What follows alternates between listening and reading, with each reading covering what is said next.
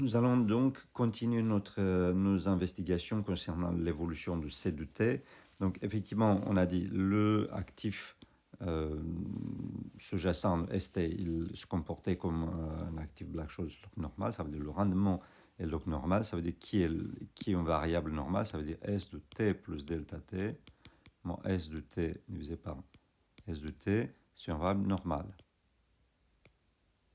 Bon, bien sûr, ça peut être une approximation lorsque delta t est petit. C'est de ça qu'il s'agit.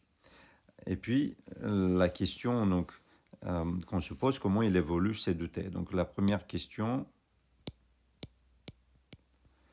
quel est le rendement de C de t? Ça veut dire C de t plus delta t, moins C de t, divisé par C de t. C'est quelle loi? Et donc, en TP, c'est en implémentation, on va voir que c'est une loi normale. Et est-ce qu'on peut comprendre ceci? Est-ce qu'on peut, donc, théoriquement,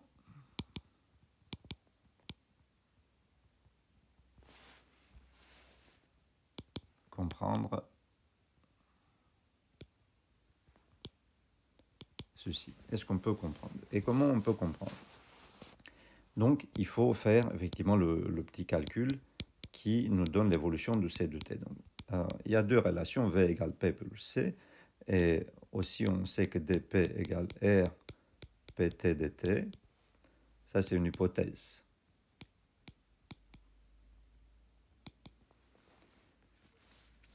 Et puis, le portefeuille il est autofinancé.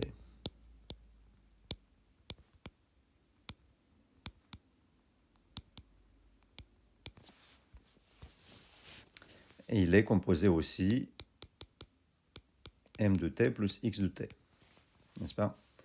Et donc finalement, dvt, ça va être la partie m, c'est r mt dt, ça c'est la partie la plus simple, plus, à cause de la condition de financement x de t divisé par st dst. Parce que x divisé par s, c'est la quantité d'actifs sans risque que contient ce portefeuille. Et donc, qu'est-ce qu'on obtient? dst sur st, on le remplace par mu, plus, etc. Qu'est-ce que c'est que rmt, déjà? Ben, c'est r et puis mt, c'est égal, on a dit, à v de t moins x de t, ça veut dire moins c de t, dt.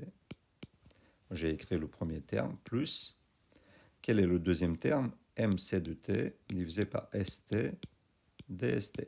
On voit bien qu'on a dst divisé par st. D'autre côté, dv de t égale dp de t plus dc de t, n'est-ce pas? Et donc dp de t égale, excusez-moi,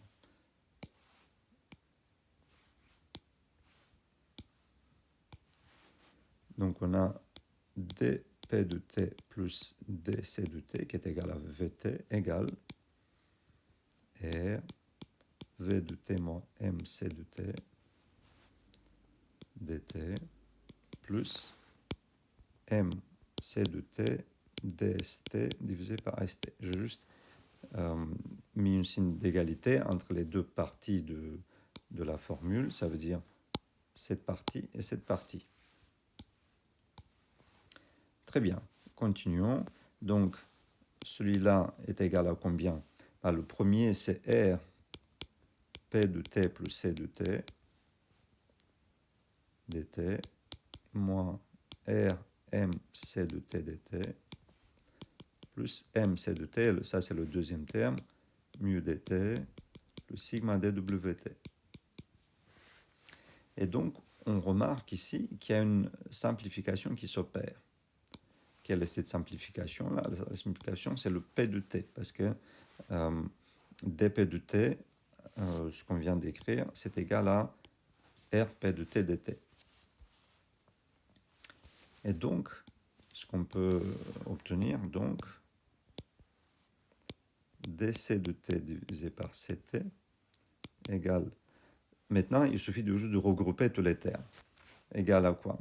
On va dire R plus M mu moins R dt, parce que le premier terme, il vient de R, le deuxième terme, moins M, R, et puis le troisième, c'est mu M. On voit bien que les trois termes qu'on a écrits pour l'instant sont ceux-là. Voilà. Et donc, il reste juste le dernier terme qui est plus M sigma dw de t. Voilà. Et donc, c'est une évolution de Black-Scholes, encore, donc mu tilde, sigma tilde. Donc, c'est égal à mu tilde dt plus sigma tilde dw de t. Donc, effectivement, conclusion,